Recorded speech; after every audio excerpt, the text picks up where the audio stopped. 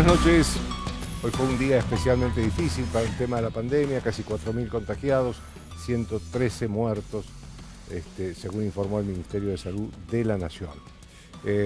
Vamos a estar hoy con una de las caras más reconocidas en la lucha contra esta pandemia, el doctor Fernán Quirós, ministro de Salud de la capital. Doctor, la primera pregunta que le quiero hacer es que nosotros entramos, esto cabe para la ciudad, pero cabe para el país también, a la cuarentena cuando había mucho menos contagios, mucho menos muertos, y estamos saliendo en los picos más altos, o estamos, digamos, mermando la cuarentena en los picos más altos de contagio y de muertes también. ¿O salimos mal o entramos mal? Bueno, buenas noches, Joaquín. Gracias por invitarme. Bueno, me gusta siempre hablar de los datos y la realidad de la ciudad de Buenos Aires, ¿no es cierto? En la ciudad, cuando empezaron los casos, allá por principios de marzo, el índice de contagio, sea este famoso R, es decir, que cada enfermo a cuántas personas contagiaba, estaba entre 2.2 y 2.5. Es decir, tiene una velocidad de aceleración muy alta, que nos llevaba rápidamente, las proyecciones indicaban que para mitad de abril, es decir, 30 días después, hubiéramos tenido un pico de la magnitud del que estamos pasando ahora. Entonces no era un tema de la cantidad de casos, sino de la velocidad de progresión, porque la velocidad es logarítmica, entonces rápidamente levanta de manera vertical. Por lo cual había que hacer algo indispensablemente en aquel momento, porque usted sabe que la infraestructura, sobre todo el subsector público, no estaba preparada para atender una pandemia de esta magnitud. De aquella época a este momento, nosotros agregamos 5.000 camas de hoteles para atender pacientes leves, agregamos cerca de 1.000 camas de internación general para atender pacientes moderados y agregamos más de 400 camas de 400 camas de terapia intensiva para atender pacientes críticos. Sobre 140 que había, agregamos 400 más. Es decir, que prácticamente cuadruplicamos o triplicamos o cuadruplicamos la capacidad instalada. De manera que imagínense que si ahora podemos atenderlo con cierta tensión, lo que hubiera sido a mitad de abril si nosotros no hubiéramos tomado una medida muy dura desde el punto de vista del país, pero sobre todo de la ciudad de Buenos Aires. Por supuesto que todas esas camas significan una cantidad, más de 2.400 enfermeros, más de 1.200 médicos, en fin, una infraestructura sanitaria muy importante. Lo segundo es que lo que uno ve ahora en la ciudad de Buenos Aires, si uno mira los últimos 10, 15, 20 días, es una cantidad de casos relativamente estable. Lo charlamos aquí la vez pasada, creo, en la visita anterior. Nosotros estamos en un número alrededor de 1.000 casos prácticamente cotidianos, los fines de semana bajan a 700, los días pico de la semana suben a 1.100, 1.150 o 1.200 algún día, pero en general el promedio es de 1.000 casos por día, lo cual significa muchísimos casos con una velocidad de progresión prácticamente aplanada. Pero adentro de esa misma curva hay que entender muy bien, está ocurriendo algo muy particular, que es la mayoría de los casos del subsector público, que hasta ahora eran la mayoría de ellos, 60-70%, el subsector público está empezando a declinar y está empezando a ascender el subsector privado y la seguridad social. ¿Y a qué se debe eso? Porque la patente de esta enfermedad es que primero ataca a las personas que menos distanciamiento tienen, que más vulnerables son, de una manera más masiva. Más bajo, digamos. Efectivamente, ocurrió en los barrios populares, empezamos con el 31, 1114, 2124, luego la parte más necesitada y dentro de la propia barrios más formales de la ciudad, y luego se fue moviendo nuevamente hacia los lugares Caballito, Flores, Barrio Norte, Palermo, en fin, Belgrano. Entonces, naturalmente va cambiando la patente, el perfil de la curva, y eso hace que una curva del subsector público que está empezando a descender y el sector privado que está ascendiendo, hace una curva más o menos establecida o estabilizada. Esa es la realidad epidemiológica. Es decir, tenemos un tiempo de duplicación muy largo, 32 días, un R prácticamente en 1, una curva relativamente plana, pero con una cantidad de casos muy intensiva que tiene estresado a todo el sistema de salud. Esa es nuestra realidad. Nosotros consideramos que, dado los elementos que tenemos a la vista, todavía nos quedan unas pocas semanas de mucha tensión. Es decir, de muchos casos por día. De muchos casos, de esta magnitud o alguna magnitud mínimamente superior de casos. Y pensamos que luego de un par de semanas, o si quiere un pequeño número de semanas en esta tensión, probablemente la curva empieza a ceder. Lo que significa que es muy importante qué podamos hacer y cuál va a ser el comportamiento tanto del Estado en términos del detectar, del testeo intensivo en todo el territorio, pero sobre todo también el comportamiento ciudadano. Esta es la parte donde más necesitamos el esfuerzo de las personas, sobre todo aquellos que lo puedan hacer. Sí. Porque la Argentina tiene una característica muy particular, entró en una cuarentena muy precoz que evitó una catástrofe sanitaria e hizo una curva pandémica muy prolongada, muy difícil de sostener porque ha hecho daño en todas las dimensiones del ser humano, pero ahora tenemos una situación, como bien preguntaba usted al principio, de una cantidad de casos muy importante y las personas con dificultad para acompañar las políticas, ¿no? Claro. Ahora, dígame, doctor, hay una pregunta que uno se hace cuando ve esto. ¿No influyó en esta moderación de la cuarentena la certeza de un gobierno, el de la ciudad y el nacional también, de que no había sociedad ni economía que resistiera a una cuarentena más estricta? En realidad nosotros tomamos la decisión y le pedimos a la gente un esfuerzo suplementar hace 3 semanas, porque veíamos que en la ciudad de Buenos Aires nuestro índice de R, de contagiosidad, estaba en 1.1. Era una velocidad lenta, pero no dejaba de crecer. Y con 900 casos en aquel momento y 1.1, no había manera de evitar que en algún momento se estrese mucho el sistema de salud. Y por eso pedimos un esfuerzo suplementar, sabiendo que la capacidad de la ciudadanía de hacer un esfuerzo suplementar estaba muy limitada. Pero la verdad es que ocurrió. Si uno mira todos los indicadores cuantitativos de circulación de gente, de transporte y de actividad comercial, denotan que durante estas 2 semanas se cumplió la cuarentena, no de la misma intensidad que la primera de todas, pero se cumplió la cuarentena. Y lo que vemos ahora es que efectivamente ese 1.1 prácticamente llegó a 1. Con lo cual hemos detenido la progresión de la curva, al menos hasta el día de hoy. Eso puede cambiar, de acuerdo si todos tenemos la incapacidad de cumplir más o menos con las políticas que estamos proponiendo. Pero digamos, al día de hoy estamos cerca de 1, con lo cual nos pareció que era momento nuevamente de cumplir lo que habíamos dicho, que si el R bajaba, con el esfuerzo ciudadano nosotros íbamos a volver a desandar estas restricciones que habíamos puesto. Y en eso estamos. Acá se trata de entendernos con la ciudadanía, ir proponiéndole políticas y semana a semana ir haciendo la actividad o la propuesta que creamos más conveniente basado en los datos que tenemos, ¿no es cierto? Es decir, existe la posibilidad de que se vuelva a una cuarentena si los casos aumentan. Por supuesto que siempre existe. Nosotros creemos que si seguimos intensificando el detectar en el territorio, con los testeos sistemáticos del equipo de salud, la seguridad y las personas de los geriátricos por otro lado, y la gente puede acompañar evitando sobre todo los encuentros sociales, que son los más dañinos para esta pandemia. El cruce de familias en un asado, en un almuerzo, 2 familias que se juntan a festejar o a pasar el fin de semana, son los más dañinos para esta pandemia. Si todos somos capaces de hacer una parte, seguramente no vamos a tener que desandar. ¿Cómo ha visto usted el comportamiento de la sociedad hasta ahora? En general yo diría que es muy bueno, pero como toda generalidad tiene sus excepciones, ¿no es cierto? En general muy bueno, la gente ha hecho los esfuerzos, muchos esfuerzos. Usted sabe, Joaquín, que la cantidad de historias cotidianas que uno ve, desgarradoras de lo que está pasando la gente en todas sus dimensiones, ¿no es cierto? En la salud mental, en la salud física, en la economía, en la vincularidad, en gente que no puede ver y que para ellos es indispensable ver. Y yo diría que la verdad que el comportamiento ciudadano es de muy alta calidad. Ahora, como siempre, hay excepciones. Sobre todo hay un subgrupo de personas que tendemos, y es un mecanismo psicológico así de negación, tendemos a pensar que esto no es importante y a mí no me va a pasar, o si me pasa no es nada grave. Y es un mecanismo un poco engañoso, porque en realidad no es un tema de lo que le pase a uno, sino le va a pasar a todos los afectos que se vinculan con uno en la contagiosidad de uno mismo, ¿no? Ahora, sobre eso que usted decía, ¿no? De lo que mucha gente dice, no, bueno, pero si me toca no es grave, voy a salir. Le quería hacer 2 preguntas. Usted dijo, creo, hoy que ahora las internaciones por coronavirus van a durar 10 días. Pero también quería preguntarle, a ver, ¿cómo son esos 10 días para que la gente entienda? Porque la gente me parece que cree que va a estar internada en un hotel donde lo van a tratar como si estuviera de vacaciones. Y me parece que no es así. Sí, claro. Yo diría 2 cosas ahí. En términos de interés colectivo, esa persona seguramente va a ser un eje transmisor para las personas que conviven con ella o sus afectos. Primer problema, que muchas veces las personas que conviven, algunas de mayor riesgo, ¿no es cierto? Claro. O son personas mayores, ¿no? O son personas mayores.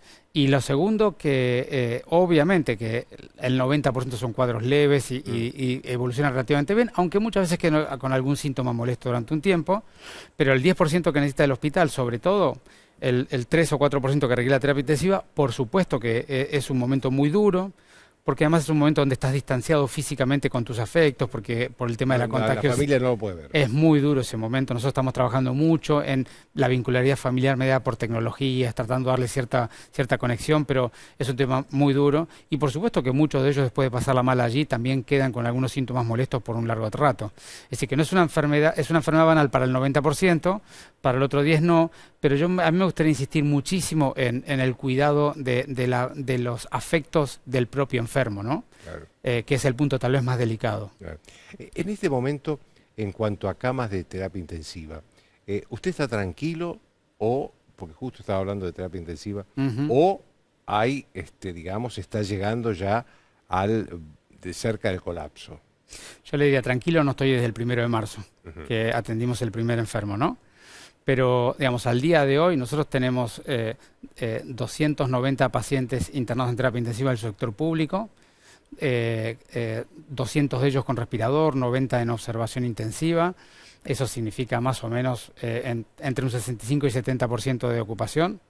El sector privado está en 73-74% de ocupación promedio. Por supuesto, luego están las clínicas y sanatorios más prestigiosos que están un poquito más altos y otros que están un poquito más bajos, pero el promedio da eso.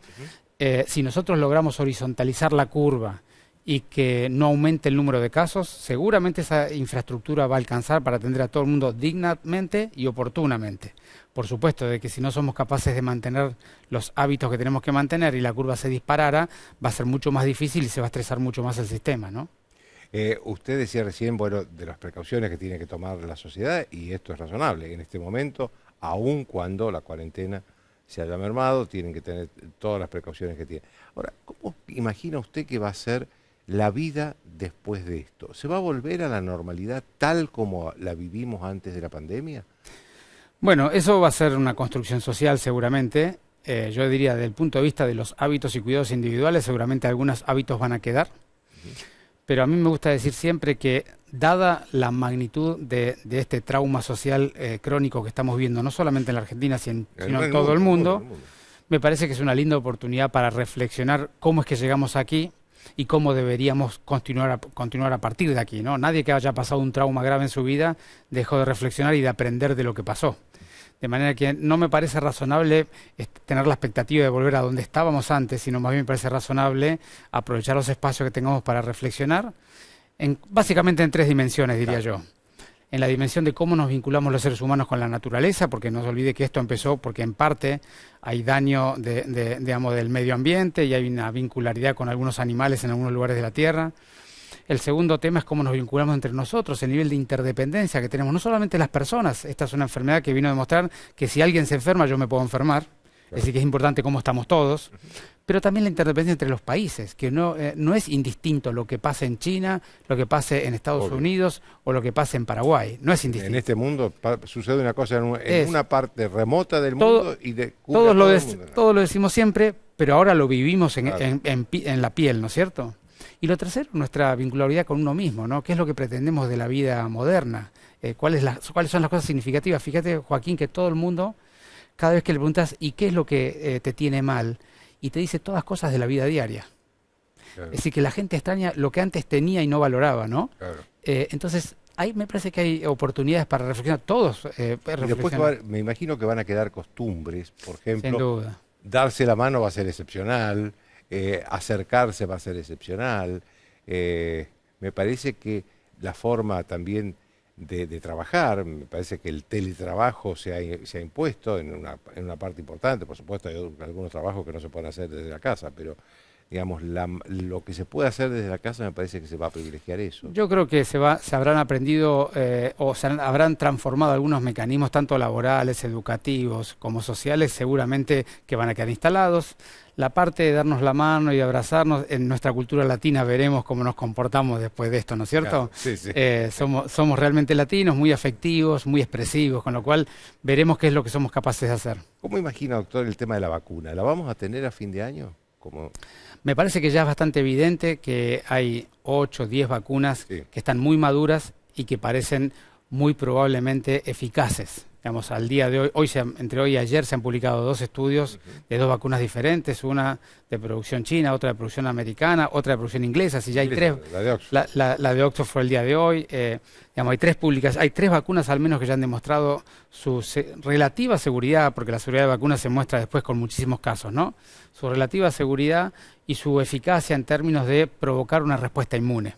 Ahora, lo que falta para estas 8 o 10 vacunas que están muy adelantadas, están casi entrando en fase 3, es decir, una fase ya de uso masivo, es efectivamente demostrar que esa respuesta inmunológica es útil para evitar la enfermedad, que es un poco lo que se va a ensayar ahora en los próximos meses. Pero yo diría que para fin de año es probable que tengamos 2, 3 o 4 vacunas candidatas, que alguna de ellas funcione muy bien. Después veremos... Él dice algunas de ellas porque hay vacunas que pueden, digamos, salir, pero no ser eficientes. Sí, por supuesto, digamos, por supuesto que sí. Eso hay que, porque además tienen unas metodologías, unas tecnologías muy diferentes. Algunas son vacunas con unas metodologías más conocidas que se llaman virus atenuados, es decir, el mismo virus, pero incapaz de generar el daño cuando se lo aplica. Otras son de biología molecular, otras vacunas usan otros virus no dañinos para usar de portador del antígeno de este virus para provocar la respuesta inmune, y otras muy novedosas que directamente aplican ARN mensajero, que es un pedacito de código genético que hace producir la proteína del virus y hace la respuesta inmune. Es decir, hay variantes en la metodología, por eso habrá que ver cuáles de ellas es mejor, pero todos tenemos que saber que para los primeros meses del año que viene tendremos los resultados, pero seguramente la producción a escala no va a estar en los primeros meses. De manera que tenemos que imaginarnos que, si todo anda bien, antes del invierno que viene podremos tener una vacuna. Claro. En la Argentina, ¿no? En la Argentina. Sí. Dígame, una cosa que... dos preguntas en una. ¿Cómo es su relación con el gobierno de la provincia de Buenos Aires? Sobre todo con el ministro de Salud de la provincia de Buenos Aires, que es bastante alarmista, ¿no?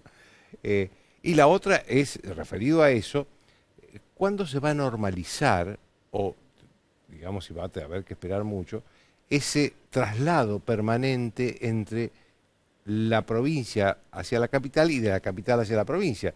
Acordémonos lo que eran las estaciones de Constitución, de Retiro, todos los días, llenas de bonaerenses que venían y después se iban a la tarde. Yo te diría, en términos personales tengo un vínculo muy llano, muy sencillo, nos llevamos bien, dialogamos sobre la realidad, compartimos información con cierta periodicidad, tenemos estilos muy diferentes, pero digamos, yo te diría que a los fines de lo que tenemos que hacer, que es tener un diagnóstico común de lo que pasa en el área metropolitana y tener un desarrollo estratégico y de políticas públicas coordinadas, funcionamos muy bien. Y luego, en términos de lo que estaba diciendo del transporte, es muy importante. Es decir, una de las cosas más importantes para cuidar en esta pandemia es la circulación de la gente en la metrópoli. Claro. Porque lleva y trae de un lado para el otro. La circulación tiene que ver con el transporte público por un lado y también con el transporte general por el otro, porque el auto también lleva una persona. Durante el periodo del viaje no es un riesgo porque vas en el auto, pero cuando te bajas del auto entras en contacto. Entonces la circulación en general y el transporte público en particular son 2 áreas de muchísimo foco. Todos los países del mundo han puesto mucho foco allí y lo vamos a seguir poniendo hasta que la realidad epidemiológica de todo el área metropolitana, no solamente de la ciudad y todos los municipios que rodean a la ciudad, en el Gran AMBA, hasta ese momento lo vamos a mantener. Es decir, que no hay todavía en la perspectiva una fecha más o menos aproximada de cuándo puede reanudarse ese traslado cotidiano de bonaerense a la capital. Yo diría que lo que uno ve en la ciudad es una curva relativamente madura, que le quedan algún pequeño número de semanas para poder empezar a desandar.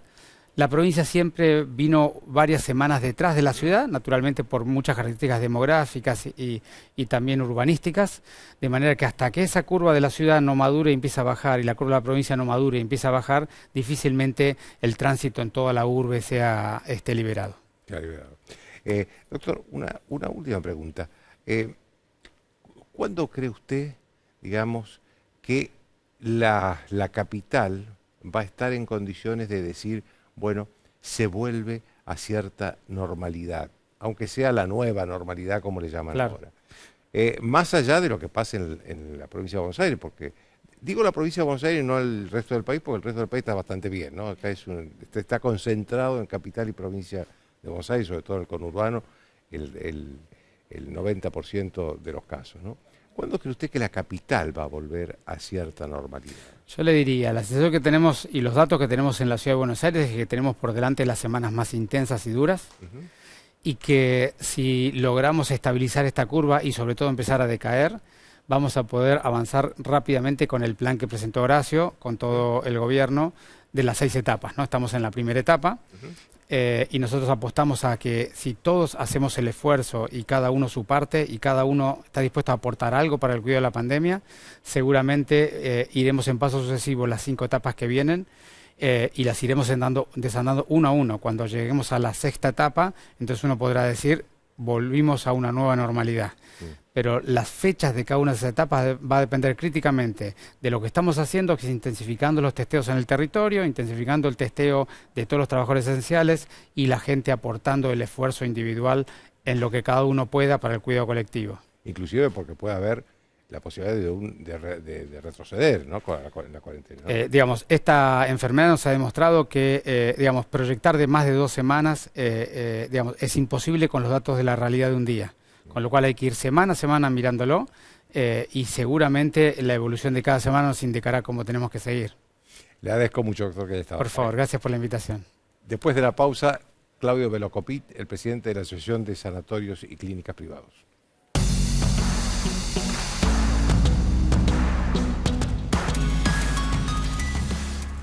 Bien, como les decía, estoy con el doctor, no es doctor, pero es un profesional, pero no doctor.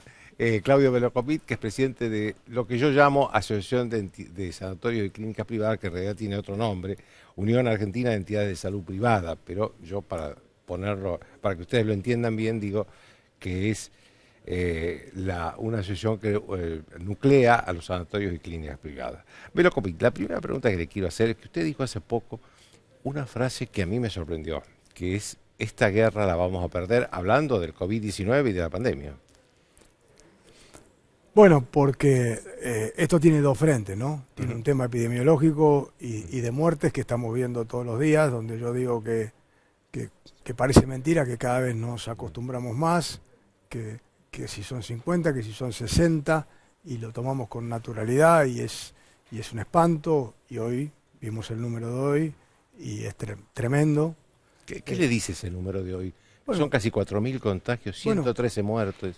Me dice lo que nosotros venimos sosteniendo, ¿no? Hace varios días ya, ¿no? Lo que se está viendo en el campo de batalla, que yo defino que el campo de batalla son las instituciones médicas, donde se está haciendo los tratamientos, aparentemente, y a mí me excede, porque yo en eso quiero ser muy respetuoso, no se condice con la realidad de las curvas, del RO y de todas estas cosas que muestran cierta tranquilidad, ¿no? La situación en el sistema de salud privada es una situación muy crítica, ¿no?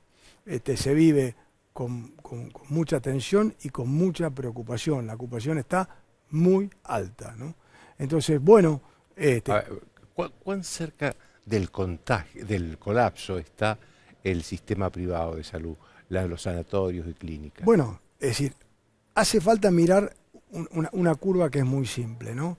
Si hace 3 semanas el sistema estaba funcionando al 65% de ocupación y hoy promedio, el sistema está en el orden del 85% de ocupación. Estamos a 15% del colapso. Estamos a 15%. El colapso se provoca cuando inclusive superás por bastante, por 105, por 110, por 115%, porque todavía existen mecanismos de amortiguación en las instituciones para estirar la capacidad, ¿no?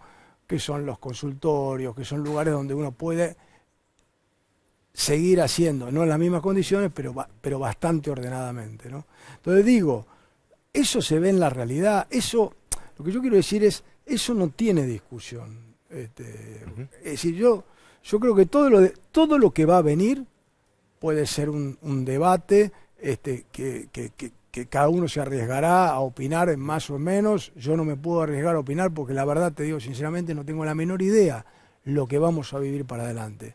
Lo que yo sí tengo una clara idea, contundente, sin discusión y sin polémica, es que las instituciones están creciendo en su ocupación de manera muy veloz en los últimos días. Y eso tiene que ser una alerta especialmente para la población, ¿no? Porque, evidentemente, ¿por qué yo te decía antes que la íbamos a perder? Porque ya la cantidad de fallecidos lo tenemos, independientemente que desde el punto de vista estadístico, Argentina está muy bien respecto al resto de los países, 2.330 muertos es una cantidad gigante, y desde el punto de vista económico, todos sabemos que la situación es una catástrofe, o sea que las consecuencias que esta pandemia va a ocasionar son consecuencias espantosas. Entonces no hay chance de ofrecerle a la sociedad una buena noticia. Lo que hay chance es de ser realista y decir, bueno, ¿cómo vamos a atravesar esto que nos queda? ¿Cuál es la situación y qué es lo que está pasando, ¿no? A mí me preocupa el mensaje de que vamos bien. Yo no veo que vayamos bien hasta ahora. Yo veo que la situación, como yo la defino... Si es por los números, estamos cada vez peor. Si es porque vos podés decir, bueno, estamos manteniendo, porque vos me podés contar y decir, bueno, estamos manteniéndonos en 4.000 casos. Bueno, pero si nos mantenemos en 4.000 casos y la cantidad de altas que las instituciones están en condiciones de dar está por debajo de los pacientes que van ingresando, el agua va a continuar subiendo. Más allá de que el tema de los testeos siempre va a estar atado a la cantidad de lo que estemos testeando. Entonces yo con mucha simpleza elemental, miro dos variables. Miro la cantidad de muertos por día, que eso sí es un indicador contundente, y miro cómo está la ocupación. Y la tercera variable que miro es cómo está la positividad. ¿Qué quiere decir? Sobre cada cantidad de estudios que nosotros vamos realizando, y que son estudios que se realizan porque la gente llama diciendo tengo un síntoma, ¿cuál es el porcentaje de positividad? ¿Y cuál es? Y estamos en un porcentaje en el orden del 45 a 47%. Es un porcentaje de positividad muy alto para este momento, muy alto. Es decir, casi el 50% de la gente que dice tener algún síntoma es porque tiene la pandemia. Para que tomes una dimensión, ¿no? Para que tomes una dimensión. Cuando esto comenzó en la primera semana, nosotros atendimos el primer caso el 3 de marzo. Y cuando esto iba avanzando, hacíamos 40, 50 estudios por día y la positividad no llegaba al 10%. Hoy estamos haciendo 300 estudios por día y la positividad está en el orden del 45-47%. Entonces, esto es una realidad. Ahora, bueno, si hay quien puede ver que las curvas en los próximos días se van a aplanar y que esta situación se va a reconvertir y va a descomprimir, ojalá, y puede ser que hoy yo te diga, mirá, la alerta es como yo la llamo, es una alerta naranja muy fuerte, y yo venga en 3-4 días y te diga, ¿sabes? Desagotamos y estamos mucho mejor. Porque eso puede ocurrir.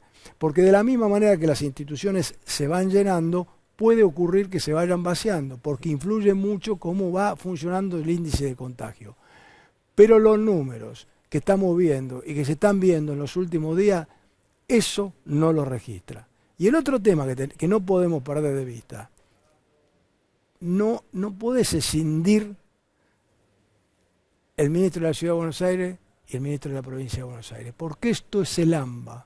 El sistema privado está atendiendo en conjunto y la gente se cruza. Y nosotros, es decir, no atendemos por documento o por jurisdicción, atendemos por dónde estás. Y esta situación también existe, por lo tanto las políticas en conjunto... Es decir, que los sanatorios y clínicas de la capital están atendiendo a mucha gente del conurbano, por ejemplo. Lógico, porque la gente puede decidir porque está acostumbrada y viene y se atiende en la capital. Es decir, y eso es así. Entonces, todas las políticas están cruzadas y en ambos lugares se ve este crecimiento. Se está trabajando, se han cambiado protocolos, se está trabajando bien, se está haciendo enorme esfuerzo. Porque es decir, quiero despejar toda la política de esta cuestión. Quiero hablarte de hechos. Es decir, estamos frente a una pandemia, estamos frente a un hecho de una catástrofe espantosa. Entonces todos tenemos que poner el hombro, todos tenemos que ver en conjunto cómo salimos y todos tenemos que trabajar a ver cómo salimos de esta situación para que los daños sean los menores. Pero no podemos perder de vista la realidad. Y además, si perdemos de vista la realidad, es decir, tenemos otra cuestión que es muy compleja. Es decir, nosotros tenemos que darnos vuelta y dar la cara con nuestras enfermeras, con nuestros médicos, que están todos los días en el sistema ahí metidos, y muchas veces cuando van escuchando que baja la curva, que estamos mejor, que esto viene bien, te dicen, pero ¿dónde estamos? Si nosotros estamos cada día con más de pelota interno.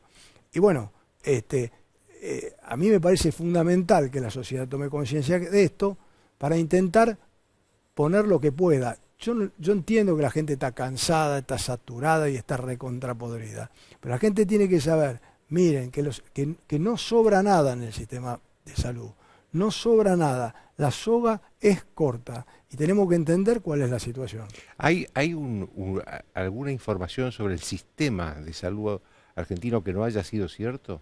No. Toda la información que se va volcando es la realidad.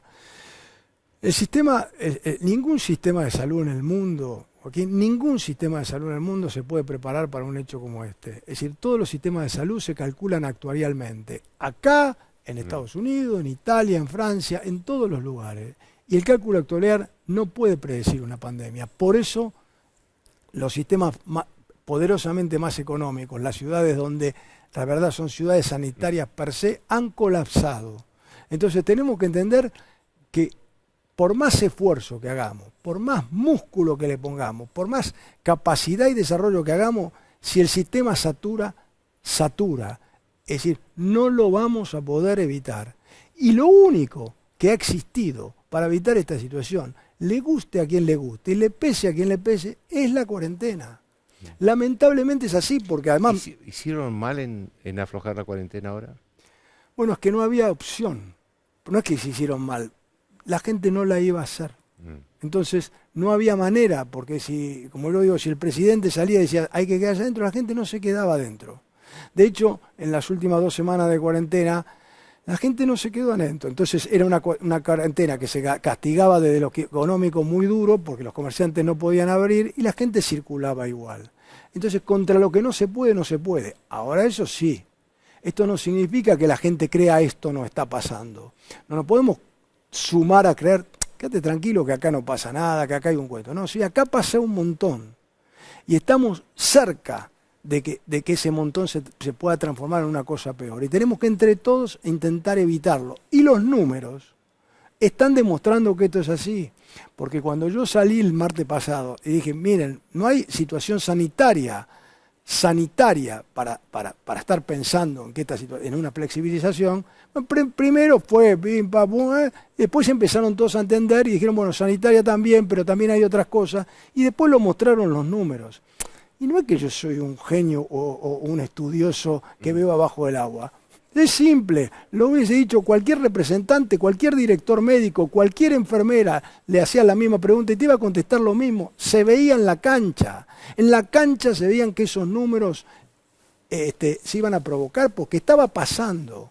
Entonces, hoy sigue pasando. La cancha es una batalla muy difícil y todos tenemos que saber que la batalla es muy difícil. Ojalá que las curvas se aplanen, porque si se aplanan un poco, enseguida cambia esa ecuación y cambia rápidamente, porque es una cuestión que modificas un poquito y la cantidad de altas que das las podés tener arriba de la cantidad de ingresos y enseguida volvés a respirar. Pero no es la situación, si vamos a preguntar 11 menos 25 de la noche, del día de hoy, este momento no es lo que está pasando en la realidad. Ahora, esto también ha llevado a sanatorios, clínicas, inclusive a los hospitales, a no tratar otras enfermedades. Porque yo tengo testimonio de gente que tiene otras enfermedades, quiere tratarse, y en sanatorios, clínicas dicen, no es el momento. Separemos las cuestiones, ¿no? El sistema ha venido atendiendo todo lo que era necesario de atender, lo ha venido atendiendo, inclusive en momentos donde, porque todo este crecimiento fue del último mes y pico. Antes la gente se retrajo por sí misma y se le trató de decir que podía venir, que la atención estaba funcionando. Hoy en día, prácticamente el 50% de las instalaciones de las clínicas están destinadas para atender otras patologías, porque esas no se pueden detener. No se pueden detener las enfermedades cardiovasculares, los ACV, los oncológicos. Eso está sucediendo. Lo que sí no se está haciendo es el que puede posponer una cirugía, lo está posponiendo y es una y hasta el propio profesional se lo está diciendo, y además es lo lógico porque tenemos que guardar esa capacidad instalada para atender la pandemia. Pero por supuesto, todo esto también forma parte de las consecuencias que vamos a tener para adelante. Claro que sí, ¿no? Joaquín, esto es un desastre. Es decir, estamos viviendo una situación que es un desastre y que a veces veo que la gente piensa, ¿viste? Y ahí es donde uno reacciona y decir, bueno, ¿será tan así? Y yo les digo, muchachos, es tan así. Está muy difícil la situación. Ahora, una última pregunta. ¿Cómo afecta esto económicamente a los sanatorios y clínicas? Bueno, porque los hospitales dependen del Estado y bueno, el Estado los prevé. Es una hecatombe, porque las clínicas y los sanatorios se les ha generado el peor de los escenarios. Por un lado, un aumento enorme de los costos, porque todos los mecanismos de seguridad que se ponen en funcionamiento, los llamados CPP, son muy costosos, con muchísimo más volumen de uso, muchísimas más restricciones, muchísimo más personal, porque hay que ir aislando gente y hay que tener incorporar personal, mayor cantidad de horas extras, muchísimo tiempo con una producción por debajo de la normal, porque en mucho tiempo, mientras esto se iba a ir desarrollando, las camas estaban vacías. O sea que desde el punto de vista económico, la situación también para el sistema es muy complejo. Ahí hubo participación del Estado, por un lado mediante los ATP, por otro lado con un programa de ayuda a las obras sociales sindicales y de dirección para mantenerles los aportes, que es lo que hace drenar después el dinero en el sistema, pero también es otra complicación que será el desafío que vendrá una vez que termine toda esta pesadilla, ¿no? Te agradezco mucho que hayas estado acá. No, gracias a vos. Una pausa.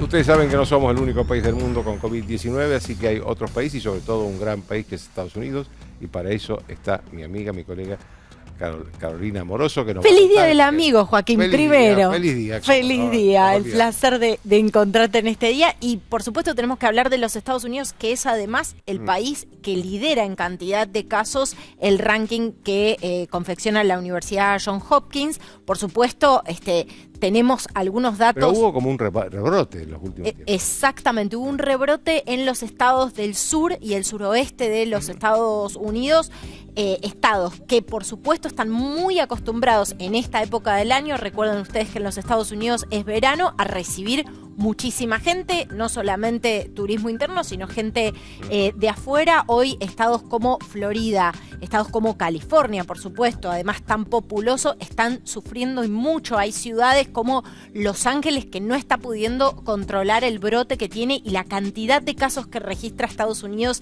y que lleva confirmados desde que empezó esta pandemia es realmente impresionante y lo ubica cómodamente en el primer lugar de Johns Hopkins.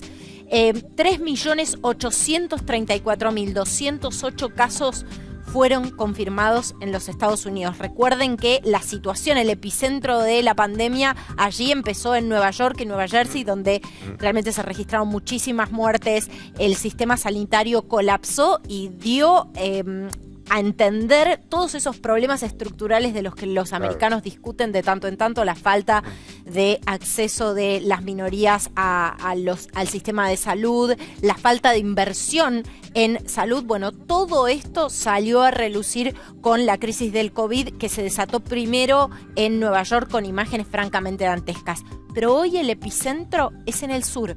Hoy el epicentro es Florida. Donde debe hacer más calor, ¿no? Exactamente, Florida, Texas. Te repito, la situación en California es para observarla de cerca porque en las principales ciudades realmente están teniendo mucha dificultad para controlar esto, también por la lógica del movimiento social en esta época del año. 142.601 muertes en total y 1.117.084 recuperados.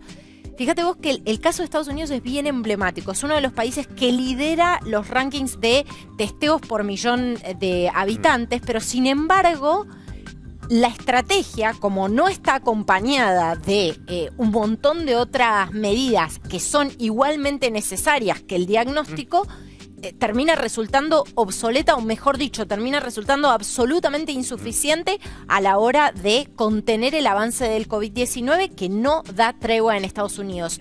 Hay 63.591 casos nuevos y 512 muertes en 24 horas. Te decía que en condados de Florida hay toques de queda, algunos empiezan a las 10 de la noche, como en Miami, después en otros lugares a las 8 de la noche y terminan cerca de las 6 de la mañana.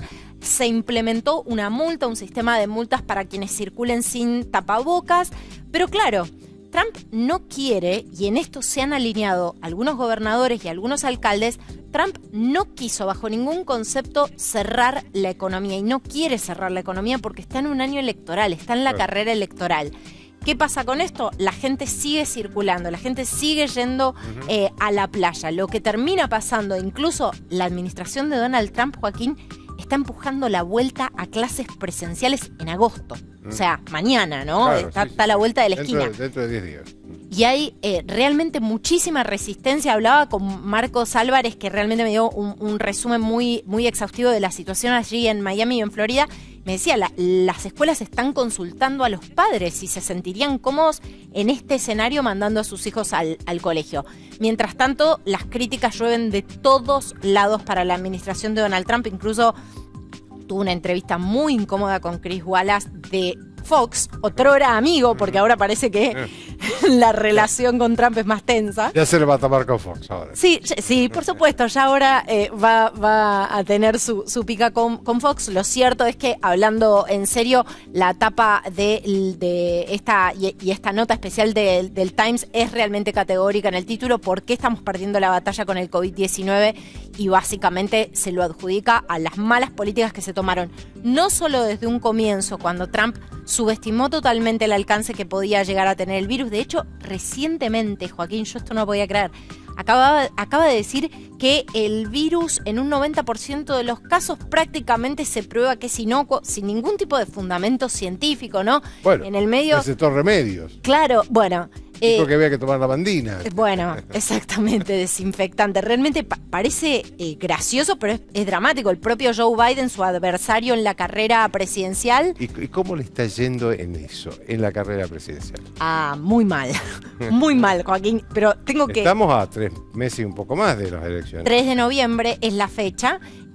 Recordemos igual que las elecciones de Estados Unidos son a través de un sistema de electores, ¿no? Entonces, de un colegio electoral. Quiere decir que no necesariamente quien obtiene la mayoría es estrictamente quien gana, ¿no? Pero bueno, más allá de esto, la diferencia es muy contundente. Entre los votantes registrados se hizo una encuesta. Por supuesto, los medios, cada medio o algunos consorcios de medios están pidiendo encuestas específicas a distintas consultoras. Yo te voy a citar la del Washington Post y ABC, que habla de una diferencia, escucha esto, Joaquín, de 15 puntos porcentuales. Perdiendo Trump. Trump. A favor de Biden. Sí. Y en contra también de los pronósticos de los que hablábamos, o por lo menos yo levanto la mano culpable de ese pecado a principios de este año, cuando veíamos los números de la economía, la interna demócrata, que también ayudaba bastante a allanarle el camino a Trump, y parecía que prácticamente tenía bastante, como dicen los americanos, pavimentado el camino hacia la reelección. Bueno, cae esto en el medio, los números de la economía se desploman, que era su gran sostén. De hecho, sigue agarrándose firme a eso, aún pese a todas las recomendaciones de los expertos en materia sanitaria, pero le está pasando factura electoralmente lo que está pasando con la crisis del COVID-19. Y te sumo algo, también los conflictos a partir de la muerte de George Floyd y la respuesta que ha sido por demás deficiente para muchos de los sectores que pertenecen a minorías y que son votantes en estados claves, como por ejemplo Florida. Siempre estamos mirando Florida sobre la recta final del conteo en las elecciones americanas. Y además, estados swing states, ¿no? Estados pendulares que pueden llegar a cambiar su voto. Ejemplo, Florida. Ejemplo, Texas, que es un estado históricamente republicano, pero que hoy se está encontrando con una situación sanitaria dramática y no están contentos. Le están pasando factura incluso a los gobernadores que se están alineando con Trump. Así que el panorama también electoralmente es sombrío para el presidente americano. Gracias, Carolina. Nos vemos el lunes. A vos. Muchas gracias. Una pausa.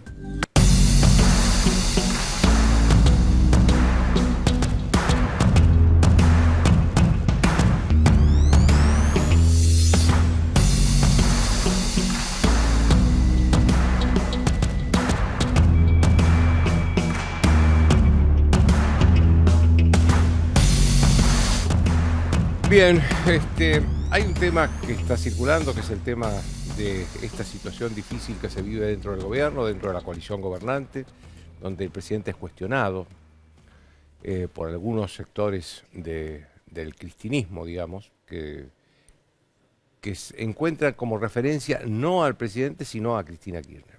Una de ellas es Eve de Bonafini, que el presidente le contestó. Yo sinceramente creo que el presidente no debió contestarle. Eve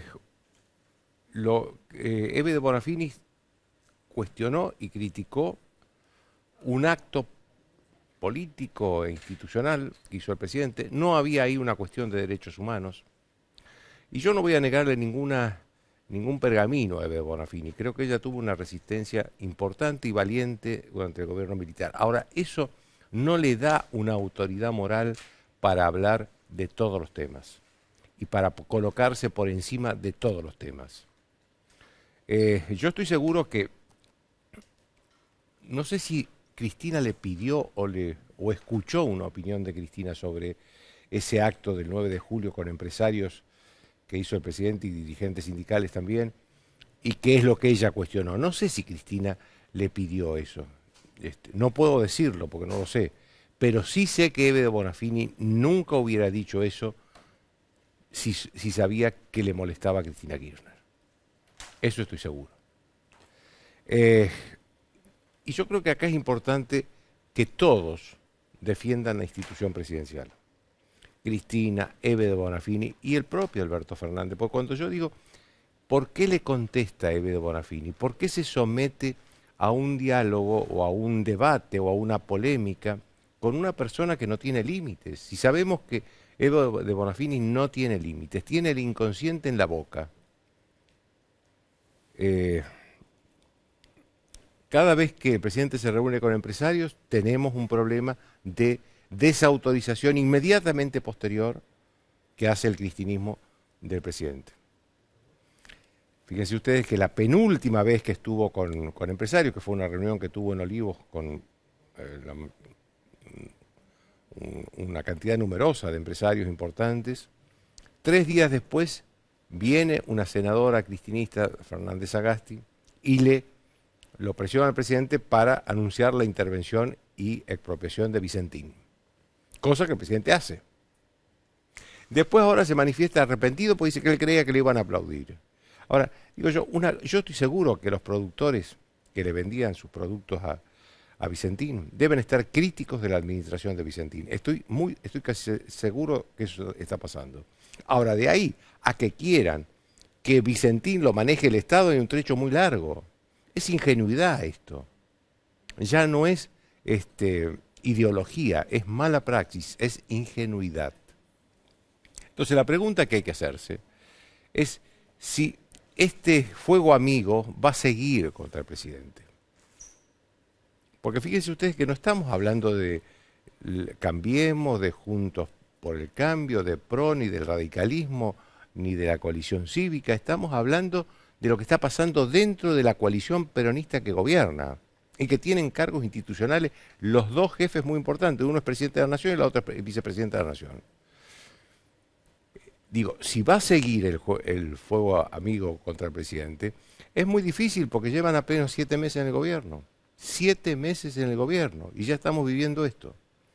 Ya empezamos mal. Ese es el problema. Chau, hasta el lunes.